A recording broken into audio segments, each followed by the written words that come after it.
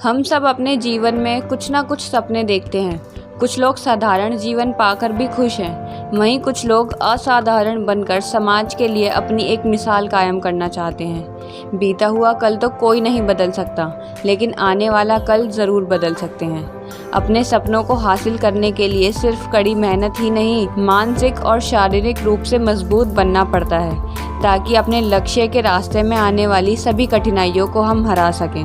तभी कहा जाता है, अगर ठान लो तो जीत और मान लो तो हार। और इसी का एक उदाहरण है अरुणिमा सिन्हा, एक ऐसी ही महिला जिनके आगे मौत ने भी घुटने टेक दिए, जिन्होंने अपना एक पैर ना होने के बावजूद भी एवरेस्ट जैसे पहाड़ को फतेह किया।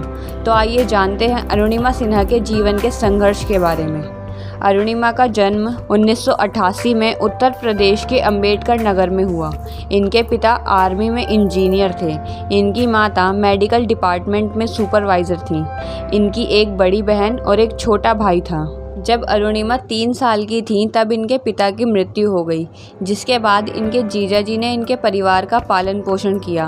अरुणिमा ने अंबेडकर नगर से ही स्कूलिंग और ग्रेजुएशन की। अरुणिमा को शुरू से ही स्पोर्ट्स में रुचि थी। इन्हें फुटबॉल, वॉलीबॉल, स्विमिंग जैसे स्पोर्ट्स बहुत पसंद थे और यह वॉलीबॉल की चैंपियन भी थी। पर परिवार की आर्थिक परिस्थिति अच्छी ना होने की वजह से इन्होंने अपने पैशन को छोड़कर नौकरी करने का फैसला किया। लेकिन इनके जीजाजी ने इन्हें मिलिट्री में जाने की सलाह दी, क्योंकि वहां से ये अपने स्पोर्ट्स में भी हिस्सा ले सकती थी। जिसके बाद अरुणिमा ने कई सारे एग्ज़ाम दिए ताकि वह आर्मी में हो सके और अंततः इनका चयन CISF central industrial security force में हो गया। लेकिन एडमिट कार्ड में कुछ गलती होने के कारण इन्हें दिल्ली जाना पड़ा और यहीं से इनके जीवन का एक दूसरा दौर शुरू हुआ, इनकी लाइफ का टर्निंग पॉइंट, जिसने इन्हें बिल्कुल बदल कर रख दिया। अरुणिमा 4 अप्रैल 2011 को पद्मावती एक्सप्रेस से लखनऊ से दिल्ली जा रही थी। तभी रात के 1 बजे ट्रेन में कुछ शातिर अपराधी चढ़ गए। उन्होंने अरुणिमा को धमकाते हुए उनसे उनकी सोने की चेन मांगी, लेकिन अरुणिमा ने चेन देने से मना कर दिया। तो उन्होंने उनकी चेन छीनने की कोशिश की और उनसे लड़ने लगे। अरुणिमा थोड़ी देर तक विरोध करती रही, लेकिन अपराधियों को रोक ना सकी और फिर उन्होंने अरुणिमा को चलती ट्रेन से नीचे फेंक दिया। तभी वहां दूसरे ट्रैक पर ट्रेन आ गई और उनका बायां पैर ट्रेन के नीचे आ गया। अरुणिमा बताती हैं कि उस कंपार्टमेंट में बहुत सारे लोग मौजूद थे, लेकिन किसी ने भी उन अपराधियों को रोकने की कोशिश नहीं की। जब वह ट्रैक पर गिरी तब उन्होंने देखा कि उनका एक पैर कटकर गिर गया है।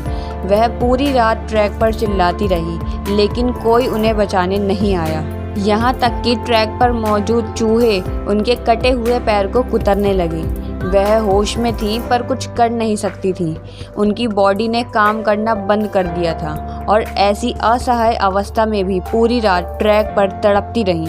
कोई उनकी मदद के लिए नहीं आया। सुबह हुई तो कुछ गांव वालों ने उनकी मदद की और उन्हें बरेली डिस्ट्रिक्ट हॉस्पिटल में भर्ती कराया, पर वहाँ ना तो एनेस्थीसिया और ना ही ब्लड की व्यवस्था थी। तब अरुणिमा ने कहा कि जब मैं सारी रात अपने कटे पैर का दर्द बर्दाश्त कर सकती हूँ, तो अब तो आप मेरे भले के लिए काटेंगे। उनका यह जज्बा देख वहाँ के डॉक्टर्स और स्टाफ ने अपना खून देकर अरुणिमा को बचाया। मीडिया में जब यह बात आई तो उन्हें एज अ नेशनल प्लेयर अच्छा ट्रीटमेंट मिला और उन्हें न्यू दिल्ली एम्स में भर्ती कराया गया, जहाँ 4 महीने उनका इलाज चलाने के बाद उन्होंने अखबार में उनके बारे में अलग अलग प्रतिक्रियाएं देखी। जैसे अरुणिमा ने सुसाइड करने की कोशिश की। उन्होंने बताया कि यह खबर देख उन्होंने सोचा कि अब मैं इन्हें ऐसा दिखा दूंगी कि मैं क्या हूँ।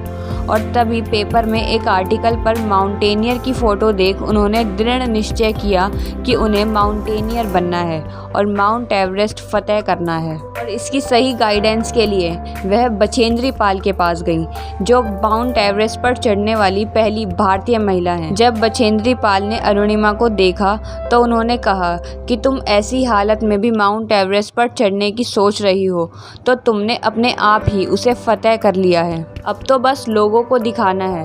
फिर उनकी ट्रेनिंग शुरू हुई। अरुणिमा बताती हैं कि रोड से बेस कैंप जाने के लिए जहां आम लोगों को 2 से 3 मिनट लगते थे, वहीं उन्हें वो रोड पार करने के लिए पूरे 3 घंटे लगते थे। चलते हुए कई बार उनके पैर से ब्लड आ जाता था, पर फिर भी वह याद करती कि उन्होंने एवरेस्ट का प्लान किया है और वह आगे बढ़ती जाती। ऐसे ही उन्होंने 8 महीने की ट्रेनिंग पूरी की और उन्हें एवरेस्ट के लिए स्पॉन्सरशिप भी मिली। 2 मई 2013 का वो दिन आ गया जब उन्होंने अपने सपने को हकीकत में बदलते हुए देखा। अरुणिमा बताती हैं कि जब वह माउंट एवरेस्ट समिट से थोड़ी दूर थीं, तब उनका ऑक्सीजन ख़त्म होने वाला था। उनके शेरपा ने उन्हें वहाँ से चलने के लिए कहा। शेरपा ने कहा, चलो यहाँ से वापस चलते हैं, ज़िंदगी रही तो दोबारा आ जाएंगे। लेकिन अरुणिमा ने कहा, हमसे कुछ ही कदम दूर एवरेस्ट समिट है, यह मौका बार बार नहीं आता। बताती हैं कि उन्हें उस वक्त उनकी माँ की एक बात याद आई कि लाइफ में कभी कभी ऐसी सिचुएशन आ जाती है जब आपको खुद ही फैसले लेने पड़ते हैं। तब आप जहाँ हो वहाँ से मुड़कर देखो कि आप एक एक कदम चलकर यहाँ तक कैसे पहुँचे हो। बस एक कदम और जीत आपकी होगी।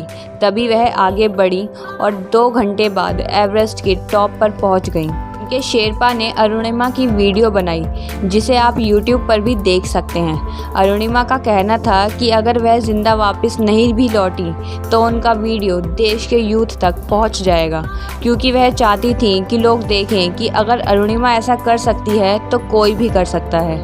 एवरेस्ट से उतरते हुए भी अरुणिमा का सामना मौत से हुआ। उनकी ऑक्सीजन ख़त्म हो गई और उनका आर्टिफिशियल लेग भी निकल गया और वह गिर गई। तभी उनके शेरपा ने उनकी हिम्मत बढ़ाई और उन्हें आगे उठाया। तभी उन्हें आगे एक ऑक्सीजन सिलेंडर मिल गया। उनके शेरपा ने वह सिलेंडर अरुणिमा को लगाया और वह नीचे आ गए। और इसी तरह अरुणिमा माउंट एवरेस्ट पर चढ़ने वाली पहली दिव्यांग बनी, जिन्होंने दिखा दिया कि अगर आपकी अंतरात्मा कुछ करना चाहे तो फिर आपको कोई नहीं रोक सकता। आई होप आपको अरुणिमा के इस जीवन से कुछ सीखने को मिला होगा। अगर आपको इससे कुछ सीख मिलती है तो वीडियो को लाइक ज़रूर करें और ऐसी मोटिवेशनल बायोग्राफीज़ के लिए चैनल को सब्सक्राइब करें और हमें कमेंट करके ज़रूर बताएं कि आप नेक्स्ट बायोग्राफी किन के बारे में देखना चाहते हैं। Thanks for watching.